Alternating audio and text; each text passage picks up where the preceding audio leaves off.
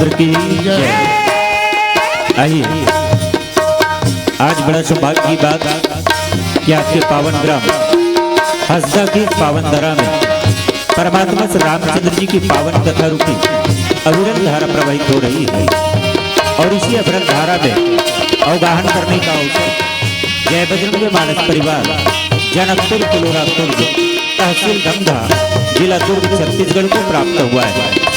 ऐसे अवसर प्रदान करने वाले आप समस्त ग्रामवासी एवं आयोजक परिवार के जितने भी सदस्यगण हैं उन सभी के चरण कमल में दंडवत प्रणाम है, स्वीकार करिएगा। साथ ही साथ मंच पर विराजमान विद्वान निर्णायक गुरुदेव जनों की पावन चरण कमल में भी दंडवत प्रणाम है, स्वीकार करिएगा। अपनी मधुर वाणियों से पूरे श्रोता समाज को मंत्रमुग्ध करने वाले हमारे उद्घोषक गुरुदेव जी के पावन चरण कमल में भी दंडवत प्रणाम है, स्वीकार करिएगा। आइए हम और आप मिलकर के भगवान श्री रामचंद्र जी की पावन कथा का श्रवण पाठ कर अपने जीवन को धन्य बनाने का प्रयास करें। बाबा जी कहते हैं कि एक घड़ी आधो घड़ी तुम्हें आधो की याद तुलसी चर्चा राम के कटाए को के अपराध। इन्हीं भावों का अनुकरण करते हुए कुछ समय भगवान श्री रामचंद्र जी की पावन कथा में अपने मन को लगाने का प्रयास करें। अरण्यकांड दोहा क्रमांक 16 की नीचे चौपाई शूर्पणखा रावण के बहनी दुष्ट हृदय दारुण जस अहिनी पंचवटी तो गई दोबारा देश विकल भई जुगल तुम्हारा। इन्हीं पावन प्रसंग को आधार मानकर भगवान श्री रामचंद्र जी की पावन कथा को कहने का प्रयास करेंगे। इसमें किसी प्रकार की कोई गलती हो तो इसके लिए आप सभी से हाथ जोड़कर क्षमा मांगता हूँ। साथ ही निवेदन करता हूँ कि आप उन गलतियों को सुधार कर अपने जीवन में उतारने का प्रयास करें। बोलो श्री रामचंद्र की जय।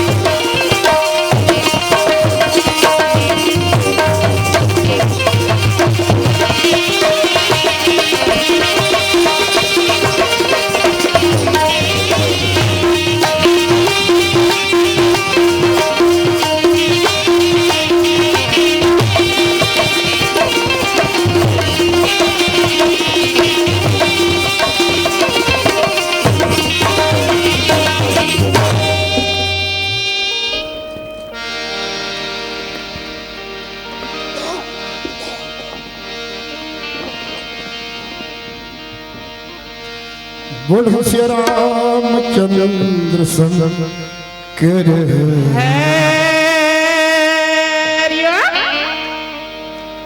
अतुलित बल धाम महीम शैलाभदे धनुष बन कृषाणु ज्ञानी राम ग्रगन सकल गुण निधानम वानराणाम धीशम रघुपति प्रिय भक्तम वातु जातम सुनि समुझै जन मुदीत मना बजहि अति अनुराग लहहि चार फल अक्षतनु साधु समाज प्रयाग श्रोता समाज आओ राम कथा सुनना भर काफी नहीं रामचरित मानस यही नामा सुनत श्रवण पाए विश्रामा मन कर विषय अनल बंजरी होय सुखी जो यही सरपरी यही सरावा अति कठिनाई राम कृपा बिनु आई जाई राम कृपा बिनु आई आओ आओ एक जन भक्त एक जन महात्मा के जाते दाढ़ी महात्मा जी प्रणाम महात्मा जी खुश रहा बेटा कि महात्मा कौन से काम लेके आए हैं गुरु वो भक्त की थे महाराज महात्मा जी मैं ये बात पूछे बना हाथ तोड़ करा ये मनुष्य शरीर के ये मनुष्य शरीर के मोल का है गुरुजी एक कीमत क्या है ये बात पूछे बना महाराज महात्मा सुन के झोली ले अपन मोटरी ले एक ठन पत्थर निकाली ये पत्थर धर बाबू मार्केट में जाकर दुकान दुकान में पूछ ये पत्थर का मोल का है ये पत्थर की कीमत क्या है कहाँ तोर शरीर की कीमत के पता लग जाएगी मोर भैया हो महात्मा की थे बाबू वो पत्थर डाल दे में झन पत्थर वापसी लाग वापसी देवे मोर भैया हो मार्केट में आलू दुकान में पहले की पथरा धरे धरे भग आलू वाले भैया ये पखरा मोड़ना तो बता पखरा घुमा देखते आलू दुकान वाले ये पखरा बलदम ना तोला 10 किलो आलू दे सकता हूँ पर पखरा मोड़ा दे पखरा महात्मा लो आपसे करे बड़े पीतल की दुकान में की भैया हो पीतल वाले की 10 किलो पीतल के बड़े वाले हंडल दे सकते पर पखरल मोला दे ले पखरल चांदी की दुकान में की चांदी वाले की 10 किलो चांदी दे सकता हूँ ये पखरा के बलदल में सोना की दुकान में की ताई हो सोना वाले की थे ये पखरा के बलदा में 10 किलो सोना दे सकता हूँ महात्मा कर महात्मा को से कस बाबू ये पखरा के कौन से बोल पता लगी कौन से कीमत मिली वो भक्त की थे महाराज ये चारों बात ने बताई महात्मा की थे बाबू वो पत्थर तोल दे रहे थे साधारण पखर नो वो पारस पत्थर है 60 सुधरे सत्संग नदी पाई पारस परस उधाती सुहाई 84 लाख योनि भटके के बाद एक कीमती शरीर मिले है बाबू सुंदर मानुष देह की महिमा कहिए काई जाको चाहत देवता क्यों खवत हो जाही क्यों खवत हो जाही बाबू कोनो आदमी है 10 किलो आलू भाम जिंदगी बहवा थे तेरे कोने 4 बरखत हल भट्टी डाल जाता ये देखे ये मन के मन 10 किलो आलू भाम जिंदगी खत्म कर दे 10 किलो पीतल वाले कोने रात दिन पासा खेला थे ताश खेला थे सारी जिंदगी खत्म कर थे 10 किलो पीतल के भाव वाले आए और 10 किलो चांदी वाले कोने 50,000 तनख्वाह बात है सरकारी नौकरी है पर महीने का बदले 25,000 कर्जा करके बैठे हैं 10 किलो चांदी वाले 10 किलो सोना वाले कौन है बिल्डिंग भी बनाते, कार भी खरीदते, लोग निकल बढ़ा के नौकरी चाकरी में लगाते, और 10 किलो सोना वाले और सबले बढ़िया आदमी को संसार में ये जिंदगी भर सत्संग में जिंदगी बहात है, सत्संग में जिंदगी बहात है, सत्संग में जिंदगी बहात है, हंस लगे मानस मन में आगे जिंदगी बहात है। बोल सियापति रामचंद्र की। आओ माता जी भजन। माता जी को याद करे वो लोग निराले हो, माता जिनका नाम पुकारे वो किस्मत वाले होते हैं। माता बमलेश्वरी हाथ ऊपर उठाओ, दाई मन सब जन हाथ ऊपर उठाओ, बमलेश्वरी वाली मैया की। देखा दाई हो जोर से जयकारा लगाओ, तुम्हारा आवाज अभी नाथ गांव पहुंचे है, डोंगरगढ़ नहीं पहुंचे, जोरदार गर्जन कराओ, बोले बमलेश्वरी मैया की।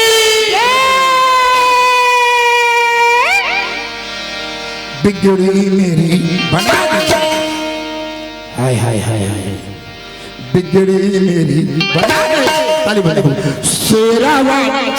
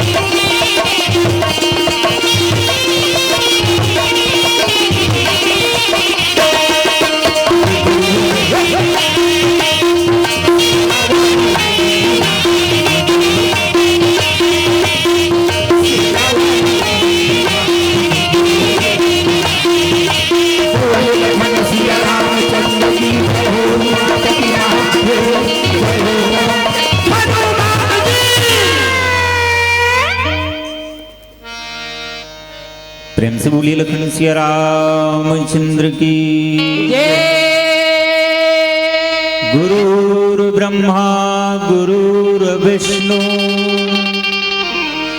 गुरुर्देवो महेश्वर गुरुर्साक्षात् परम ब्रह्म तस्मै श्री गुरुवे नमः। श्री गुरु चरण सरोज रज निज मन मुकुर सुधारि बरनौ रघुवर विमल यश जोदायक फल चारि। बुद्धिहीन तनु जान के सुमिरौ पवन कुमार बल बुद्धि विद्या देव मोहि हरहु कलेश विकार। बोली श्री रामचंद्र की जय, उमापति महादेव की जय, पवन सुत हनुमान की जय, गोस्वामी तुलसीदास की जय, अपने अपने माता पिता गुरु गोविंद की जय। प्रिय मानस और मानस के श्रोता समाज, मेरी ममतामयी करुणामयी वात्सल्यमयी मेरी माता एवं बहनों, यहाँ पर उपस्थित समस्त श्रद्धालु भक्तगण, नन्हे मुन्ने बाल गोपाल, सज्जन वृंद, मानस मर्मज्ञ विद्वज्जन, आप सभी के चरणों में एक बार फिर जय बजरंग मानस परिवार की ओर से दंडवत प्रणाम है, स्वीकार करिएगा। आइए हम और आप मिलकर के भगवान श्री रामचंद्र जी की पावन कथा का रसास्वादन कर अपने जीवन को धन्य बनाने का प्रयास करें, क्योंकि भगवान श्री रामचंद्र जी की पावन कथा हमारी और आपकी जीवन की व्यथा को दूर करने वाली है। और ऐसी पावन कथा का अवलंबन हमें मिल रहा है तो केवल और केवल भगवत कृपा से। जिनके ऊपर भगवान की कृपा होती है उनको ही भगवान के सानिध्य, भगवान की कथा सुनने और सुनाने का अवसर मिलता है, और ऐसे अवसर को हमें और आपको गंवाना नहीं चाहिए। आइए प्रस्तुत प्रसंग अरण्यकांड दोहा क्रमांक 16 की नीचे की चौपाई है। बाबा जी लिखते हैं, शूर्पणखा रावण के बहिनी, दुष्ट हृदय दारुण जस अहिनी, पंचवटी सोई गई कबारा, देख विकल भई जुगल कुमारा। शूर्पणखा है रावण की बहन। वो कैसी है? बोले दुष्ट हृदय है, दुष्ट हृदय है, दारुण जिस अहिनी, सर्पों की भांति दुष्ट हृदय वाली।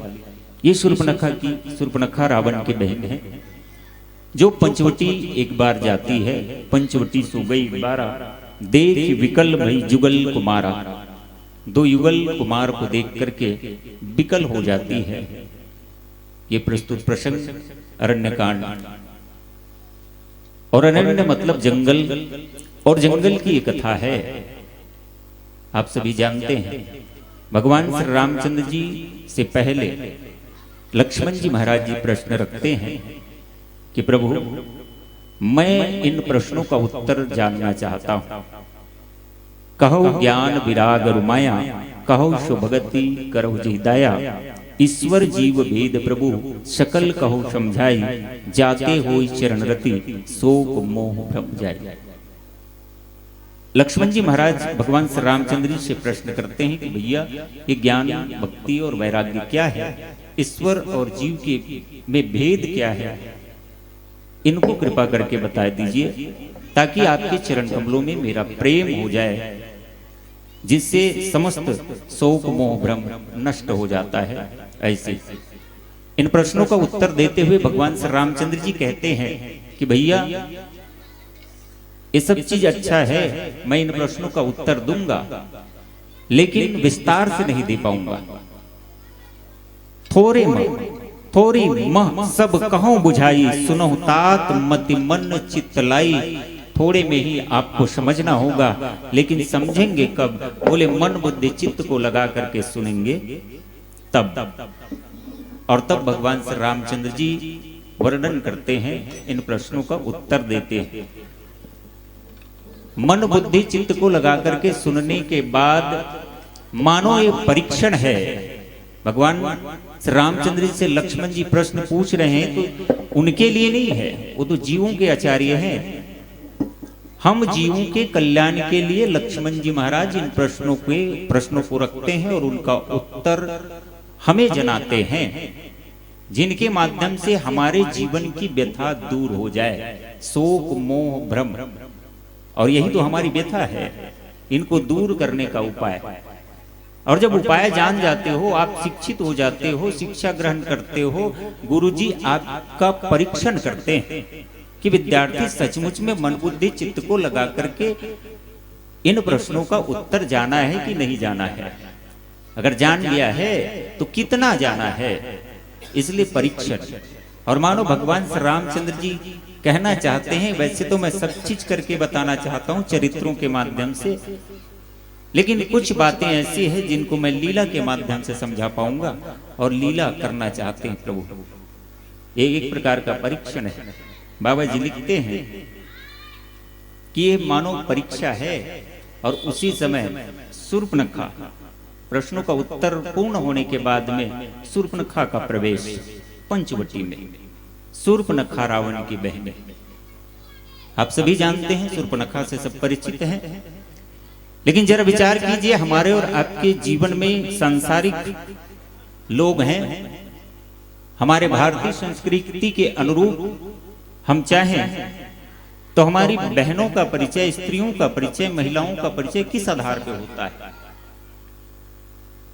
ये अटपटा सा उत्तर है गोस्वामी तुलसीदास जी ने। शूर्पणखा रावण के बहन, रावण के माध्यम से शूर्पणखा का परिचय, एक स्त्री जाति का परिचय। हमारी बहन का परिचय हमारे नाम से नहीं होगा, ये भारतीय संस्कृति है। परिचय कैसे होगा? तो पिता के माध्यम से होगा। जब तक अविवाहित है, कन्या है, तब तक उस कन्या का परिचय कैसे होगा? तो बोले पिता के माध्यम से, ये इसकी लड़की है। लेकिन वही विवाहित हो जाती है, विवाह के बंधन में बन जाती है, तो उस स्त्री का परिचय बदल जाता है। पिता का नाम हट गया, अब पति के नाम से वो पहचानी जाती है। और यदि वही स्त्री मां बन जाती है तो पति का नाम भी हट जाता है परिचय के लिए। उनके पुत्र के माध्यम से जाना जाता है, वो पहचानी जाती है कि इसकी मां है। और कितना सुंदर हमारी संस्कृति है। लेकिन ये कहां की है? बोले ये विदेश की नीति है, लंका की नीति है, लंका की नियम है कि एक लड़की का परिचय उनके पिता से नहीं, एक पत्नी का परिचय पति से नहीं, एक मां का परिचय पुत्र से नहीं, बल्कि इसके ढंग से हो रहा है ये बहन का परिचय भाई के माध्यम से। कहां? बोले लंका की, विदेश है।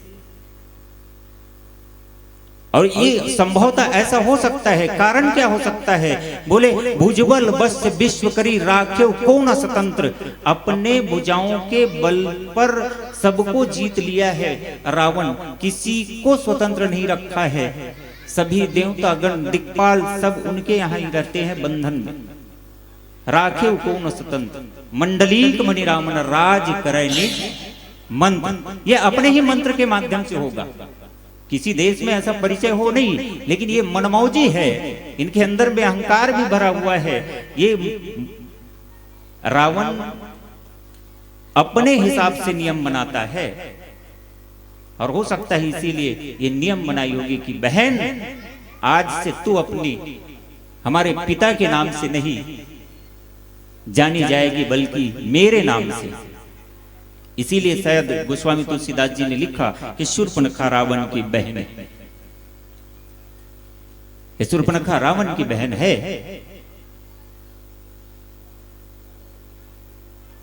हो सकता तो इनके पति के नाम से भी जानी जाती। गंधर्व विवाह किए थे शूर्पणखा, ऐसे संतों का मत है। विद्युत जीवा के साथ रावण को ये पसंद नहीं आया होगा कि मेरी बहन मेरे हिसाब से विवाह नहीं कर रही है, बल्कि एक गंधर्व विवाह में बंधन में प्रेम के विवाह में बंध गई है और ये मेरे शान के खिलाफ है, ऐसा समझा होगा। और इसीलिए अपने ही हाथों से अपने बहनोई का उन्होंने हत्या किया, वध किया। और तब शायद शूर्पणखा पूछी होगी कि भैया अब मैं क्या करूं? मैं कुंवारी थी तो पिता के नाम से जानी जाती, अब विवाह के बंधन में बन चुकी थी तो पति के नाम से जानी जाती, पहचानी जाती, लेकिन आज उस लायक भी आपने नहीं रखा। मेरी खुशहाल जिंदगी को आपने आफत में परिवर्तित कर दिया है, विधवा की जिंदगी जीना पड़ेगा। तब रावण ने सोचा होगा मेरी भुजाओं के बल पर सब लोग तो मेरे कब्जे में है और मैं जैसा चाहूं वैसा मनमानी कर सकता हूं, ये मेरा मंत्र है, ये सब लोग पालन करेंगे, इसलिए शायद अब तू न कुंवारी है न विधवा है, लेकिन अब तो पति के नाम से भी नहीं जाने जाएगी और न कुंवारी है इसलिए पिता के नाम से भी नहीं जाने जाएगी, और इसलिए अब शायद मेरे नाम का उपयोग करो और दुनिया जाने कि ये शूर्पणखा रावण की बहन है, ताकि किसी की हिम्मत न हो कि रावण की बहन के ऊपर आंख उठा करके देखे। शायद कोई प्रेम के बंधन में यदि कोई बंधना चाहे तब भी उसकी हिम्मत कम पड़ जाए। शूर्पणखा रावण की बहन, दुष्ट हृदय दारुण जस अहिनी, ये तो शूर्पणखा भी कम नहीं है, शूर्पणखा भी कम नहीं है। बोले दुष्ट हृदय है जो नागिन के समान भयानक और दुष्ट हृदय, दुष्ट हृदय। जरा विचार करके देखिए, सब कोई जानते हैं कि माताएं कितने कोमल हृदय की होती है, इनको दुष्ट के नाम से सुसज्जित नहीं किया जा सकता, संबोधित नहीं किया जा सकता, चाहे वो कितना भी समाज के लिए दुष्ट हो, दुष्ट का काम करती हो, लेकिन उनका हृदय हमेशा कोमल ही रहता है। और शायद इसलिए ये कि सांप भी नागिन के समान बोले। अब नागिन की प्रवृत्ति क्या है? नागिन अपने ही बच्चों को वो निगल जाती है। भूख लगने पर भोजन की ललक यदि हो, क्षुधा से ग्रस्त जब अपने आप को महसूस करती है नागिन, तब अपने ही बच्चों को खाने में संकोच नहीं करती है। जरा विचार करके देखिए, ऐसी स्त्री जो अपने कोख से बच्चे को जन्म देती है, लेकिन ऐसी विषम परिस्थिति में अपने ही बच्चे को खाने के लिए संकोच नहीं करती है, समझिए उस औरत का हृदय कितना कठोर होगा। इसलिए दुष्ट हृदय, और शूर्पणखा का हृदय भी ऐसा ही है। रावण जितना अत्याचारी है, पापाचारी है, संबोधित किया जाता है, मानो उससे ज्यादा भी इनकी बहन की शक्ति है, दुष्ट हृदय। और शायद इसीलिए संतों ने कहा कि भगवान श्री रामचंद्र जी के समक्ष जब वो जाती है और कहने लगती है कि मम अनुरूप पुरुष जग माही, देखऊं खोज लोक त्यों नाही, ताते अब लगी रहे कुमारी, मनु माना कछु तुम ही निहारी। आपको देखकर अब मेरा मन माना है कुछ कुछ, और इसीलिए मैं अभी तक कुमारी हूं। मेरे अनुरूप पुरुष इस संसार में नहीं है, मैं सब जगह ढूंढ करके आ गई। तुम सम पुरुष नमो सम नारी, और तुम्हारे समान पुरुष और मेरे समान नारी, यह संजोग विधि रचा विचारी। और शायद इसीलिए ऐसे शब्दों का प्रयोग शूर्पणखा कर रही होगी। ये अपने दुष्ट हृदय को दिखाना चाहती है कि जिस प्रकार से आपने प्रण लिया है कि निश्चरहीन मही करो, भुज उठाई प्रण किंद, आपने दोनों भुजाओं को उठा करके निशाचरों को समापन करने का, समाप्त करने का घोषणा किया है, वचन लिया है। और मानो मैंने भी अपने पति को मारने वाले मेरे भाई, अपने परिवार, यह है दुष्ट हृदय, मानो वे मन में विचार करती है कि जिस प्रकार से आपने निशाचरों को मारने का संकल्प लिया है, और मैं भी मेरे भाई रावण रूपी राक्षस को मारने का संकल्प मैंने अपने मन ही मन में ले चुकी हूं। इसीलिए आपके समान तुमसम पुरुष, तुम्हारे समान जो पुरुष मैं ढूंढ रही थी, आज तक नहीं मिल पाया था, लेकिन अब मिल गया है। क्योंकि इस संसार में कोई दूसरा नहीं है निशाचरों को नाश करने का सौगंध लेने वाला। अभी तक मैंने ढूंढा, लेकिन आज पाया। और मेरे जैसे नारी मोशम न मोशम नारी, मेरे जैसे समान नारी इस संसार में भी कोई नहीं होगा जो अपने ही परिवार को समूल नष्ट करना चाहती है, मारना चाहती। ये पराकाष्ठा है दुष्ट हृदय की, अपने परिवार को नष्ट विनष्ट करना चाहती है शूर्पणखा। आइए और चर्चा करें भजन के बाद। बोलिए श्री रामचंद्र की जय। जय।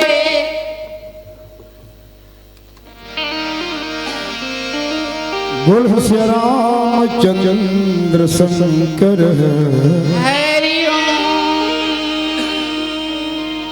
दाई बहिनी मन के लिए एक ठन बात बतावा था, सुनो दे के कान। गारी गल्ला मोला झंडे हो, सुनाओ दे के ध्यान। घर मरी थे नाग देवता, भीमोरा पूजल जाता। घर के देवता चिन्हव नहीं, बाहर के देवता ला मना। उपाध्यास के ठिकाना नहीं है, देह तक दुबरा गे। घेरी भेरी के उपाध्यास रहे के मारे, चेता घलो हरा। उपाध्यास ला कौन कही थे, चाहे दे दो प्राण। पति के सेवा के बिगर निष्फल हवे सब काम। आओ माता मनबार, पति की सेवा है वही सार है दाई हो। एक ही धर्म, एक व्रत नेम, काय वचन मन, पति पद प्रेमा। चाहे पति अंधा रहे, चाहे पति घोरवा रहे, चाहे पति बीमार रहे, चाहे पति गरीब रहे, अंधा बधिर क्रोधी अति दीना, ऐसे पति कर के अपमाना। तो नारी पाए जमपुर दुख नाना, नारी पाए जमपुर दुख नाना।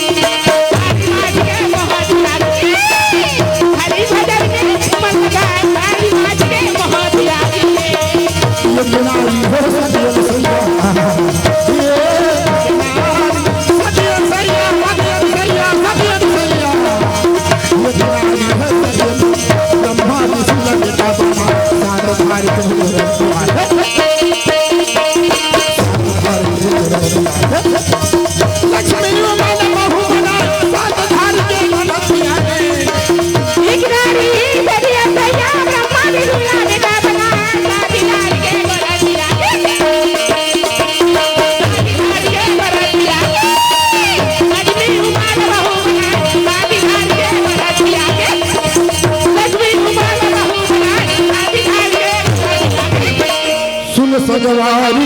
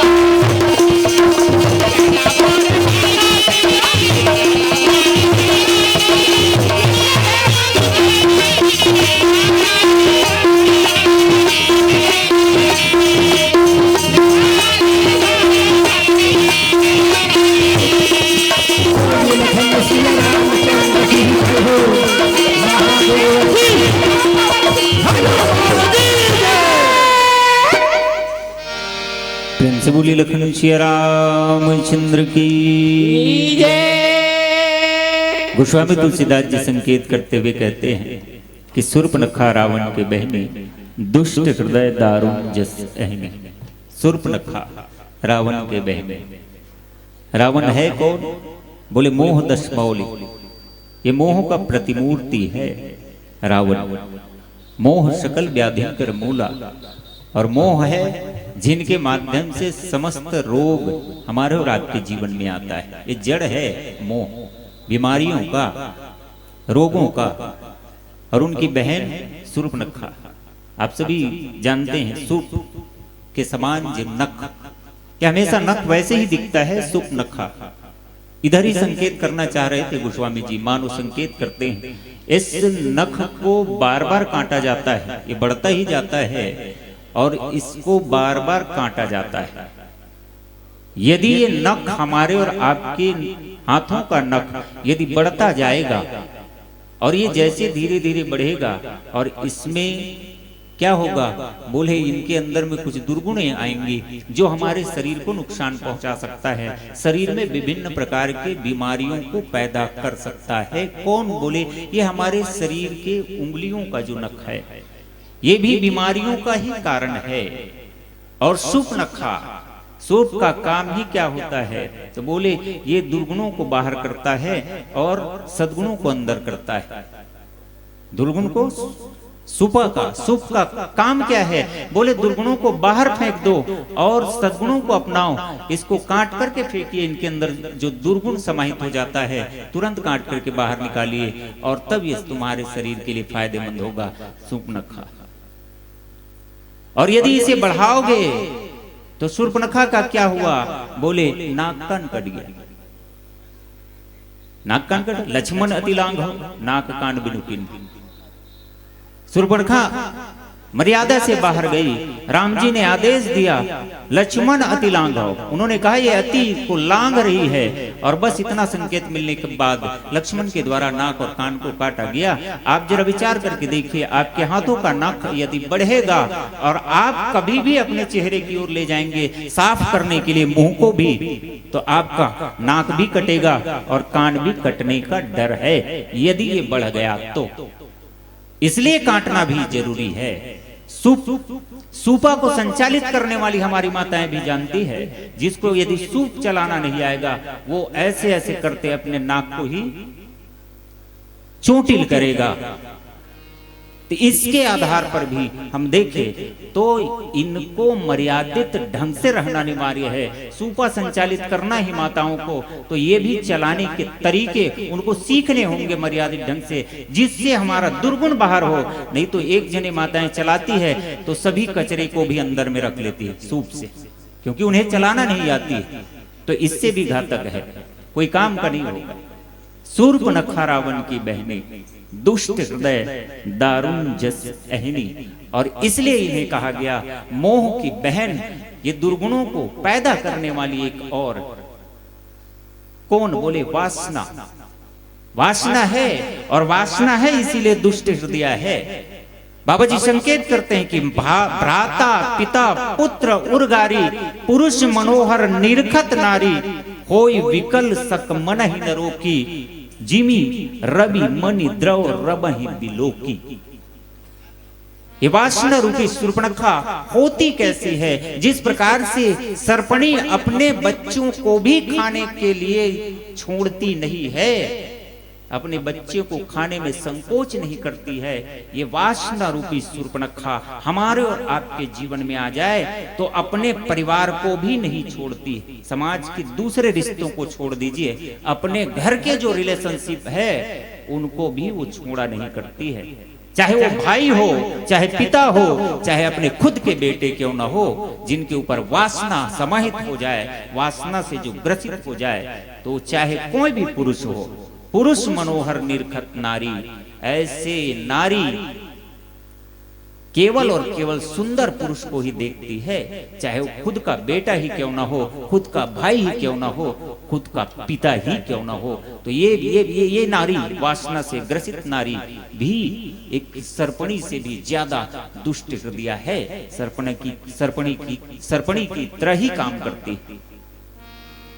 वो अपने फैमिली को नहीं बचाती है, ठीक छोड़ती है, ठीक वैसे ही ये शूर्पणखा रूपी वासना हमारे जीवन में आ जाए तो हमारे फैमिली को, अपने खुद के फैमिली को नहीं छोड़ती। ये है शूर्पणखा, दुष्ट हृदय दारुण जस अहन। पंचवटी सो गई एक बार, ये पंचवटी गई, पंचवटी वो बार बार जाती है। कब बोले?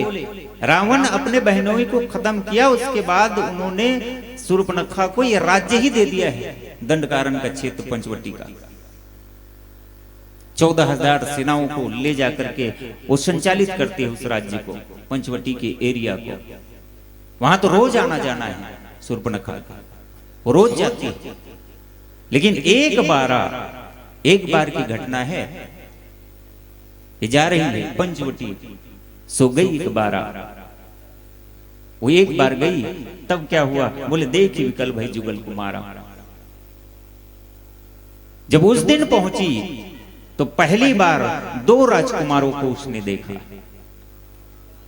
2 राजकुमारों को। रोज जाती है, जब जब समय मिलती है वो भ्रमण ही करती है उधर, लेकिन आज का समय एक बार। संतों ने कहा कि पंचवटी है क्या? बोले क्षितिजल पावक गगन समीरा, पंच रचित यह अधम शरीरा। ये 5 तत्वों से मिला हुआ शरीर ही पंचवटी है। और यहाँ वास कौन करती है, आती कौन है? एक बार। वैसे हमारे और आपके जीवन में वासना भरी पड़ी है, शूर्पणखा रोज निवास करती है, लेकिन कभी कभी ये बड़ा ही सुंदर दिखाई पड़ती है। सजने संवरने का काम, जैसा भी ब्यूटी पार्लर में जाती है महिलाएं या पुरुष सजने संवरने के लिए, मानो एक बार ये वासना हमारे मन में जागृत हुआ तो क्या हुआ? बोले देख विकल भई जुगल को मारा। 2 राजकुमारों को भगवान श्री रामचंद्र जी और लक्ष्मण जी को देखती ही विकल हो जाती है, प्रेमातुर हो जाती है, व्याकुल हो जाती है, पगली हो जाती है। नाक कटने का अर्थ क्या? किसी संतों ने अच्छा कहा, भाई विवाह यदि करना चाहती थी शूर्पणखा तो एक के प्रस्ताव को एक के पास रखती, दोनों को देख करके वो पगली हो रही थी। भाई किसी के यहाँ जाए लड़की देखने के लिए, कोई लड़का, विवाह का कार्यक्रम चल रहा है, लड़की को पसंद की, अपने घर चले गए। उसी दिन किसी दूसरे गांव का और आया, उन्होंने भी उसी लड़की को देखा और देख करके वो भी अपने घर चला गया। लेकिन रात में यदि बाप और माँ, पिताजी और मम्मी पूछे कि बेटी हमारे यहाँ 2 लड़के आए थे, उनमें से कौन सा लड़के से हमें विवाह करना है, तुम्हें पसंद कौन है, ये बता दीजिए, हम आगे विवाह के प्रस्ताव को ले जाएंगे। और तब वो लड़की यदि कहे कि मम्मी पापा से कि नहीं, मैं एक नहीं, मुझे दोनों लड़के पसंद है, दोनों से विवाह करना चाहती हूँ, तो समझिए क्या होगा।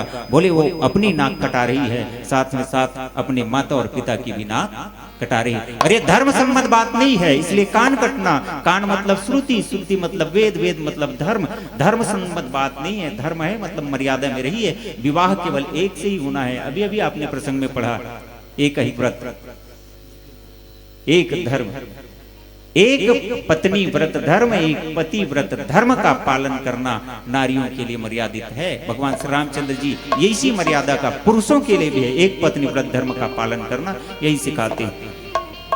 दोनों को देख करके विकल हुई पंचवटी सोई गई 12, देख विकल भई जुगल कुमारा, मर्यादा से बाहर गई इसीलिए नाक और कान से कटी। वासना हमारे जीवन में है लेकिन मर्यादा में रहे, यही संदेश। आइए पीली बत्ती संकेत, अतिक्रमण के लिए क्षमा। बोली श्री रामचंद्र की जय। बोलो श्री रामचंद्र शंकर आए हैं सो जाएगा,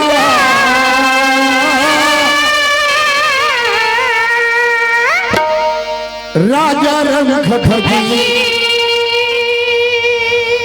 एक सिंहासन चढ़ चले, एक बंधे यदि। ये दुनिया मतलब के साथी,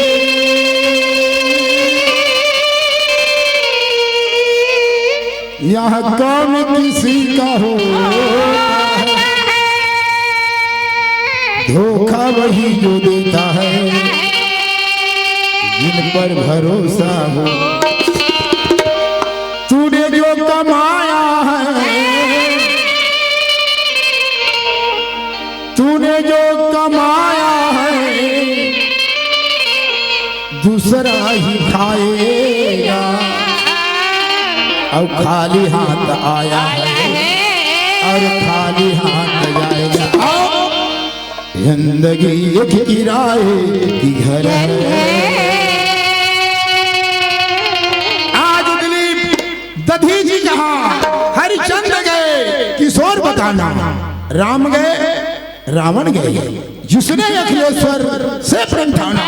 कौरव पांडव कृष्ण गए, बलराम गए किशोर बताना, तुलसीदास विचार की कहे, फरा सो झरा बरा सो। जिंदगी एक किराए की घर है। ताली बजाओ।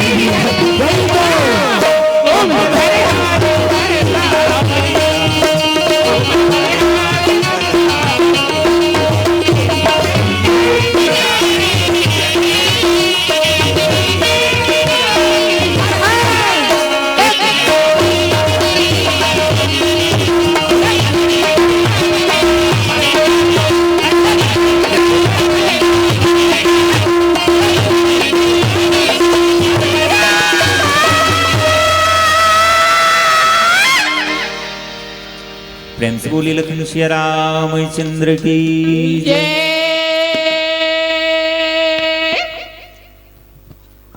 कैसे चुप हो गए आप लोग? जोरदार ताली। एकदम मंत्र मुग्ध हो गए ऐसा लग रहा था। लहर लाए जीवन में उसे संगीत कहते हैं, लहर लाए जीवन में उसे संगीत कहते हैं, पिला जाए अमृत रस उसे ही हम गीत कहते हैं, उसे हम गीत कहते हैं। तो एक बार जोरदार ताली। और देखो उम्र के दराज भी देखिए, उम्र का पड़ाव देखो, सब 60 के उधर वाले हैं, 60 के नीचे नहीं है। तन छीन हो चुका है, तन चीन हो चुका है, मन उमंग हो चुका है, 60 साल पर तन छीन हो चुका है, मन उमंग हो चुका है, उम्र 60 पर बहुत सोया रे मानव लकड़ी के खाट पर, बहुत सोया रे मानव लकड़ी के खाट पर। क्यों गर्व है तुम्हें, क्यों गर्व है तुम्हें हड्डी के ठाट पर, क्यों गर्व है तुम्हें इस हड्डी के ठाट पर। चले चलो हम भी चले भक्ति के घाट पर, चलो चले हम भी चले भक्ति के घाट पर। ये सब भक्ति के घाट में, भक्ति के घाट में आए हुए हैं। आप जानते हो ना भक्ति घाट कहाँ है, कब क्या हुई है पता नहीं, है ना, कब क्या हुई है पता नहीं, ना जाने किस देश किस रूप में मिल जाए नारायण किस भेष।